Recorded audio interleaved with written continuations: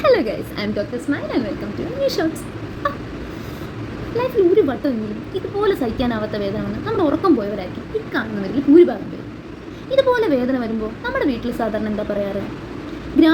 ഗ്രാമ്പൂ എടുത്ത് വേദനയുള്ള സ്ഥലത്ത് വയ്ക്കുക, ചെറു ചൂടുവെള്ളത്തിൽ ഉപ്പുവെള്ളം പിടിക്കുക, വായിടകത്ത് ഇനി നീര് കെട്ടി വിങ്ങിയിരിക്കുകയാണെങ്കിൽ കല്ലുപ്പിട്ട് ചൂടുവെള്ളം പിടിക്കുക, പുറമേ വെക്കുക. പിന്നെന്താ, നമ്മുടെ ഇവിടെ എല്ലാം കാണുന്ന ഒരു മോളുണ്ടല്ലോ, നമ്മുടെ പാരസെറ്റമോൾ. ആ പാരസെറ്റമോളിനെ എടുത്ത് വിഴുങ്ങാൻ പറയുക. ഇതൊക്കെയാണ് നമ്മുടെ വീട്ടിൽ സാധാരണയായിട്ട് ചെയ്യുന്ന പൊടിക്കൈകൾ. രാത്രി എന്തെങ്കിലും എമർജൻസി വന്നാൽ ക്ലിനിക്കിൽ പോകാൻ പറ്റില്ലല്ലോ, അങ്ങനെയുള്ളപ്പോൾ ചെയ്യുന്ന കാര്യങ്ങൾ. എന്നാൽ നിങ്ങൾക്ക് എപ്പോഴെങ്കിലും തോന്നിയിട്ടുണ്ടോ ഇക്കാര്യങ്ങളൊക്കെ ചെയ്തിട്ട് നിങ്ങളുടെ വേദന മാറാത്തതായിട്ടല്ല, ചില സമയം ഈ വേദന കൂടുന്നതായിട്ട് നിങ്ങൾക്ക് തോന്നിയിട്ടുണ്ടോ? ഉണ്ടെങ്കിൽ അതിനൊരു റീസൺ ഉണ്ട്. എന്താ റീസൺ? നമ്മൾ ചെയ്യുന്ന കാര്യം തെറ്റാണ്. സോ വാട്ട്സ് ദ റൈറ്റ് വേ?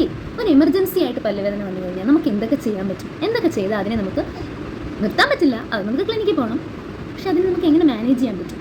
അതിനെപ്പറ്റി നമുക്ക് അടുത്ത വീഡിയോ കാണാം. So see you guys in the next video. By.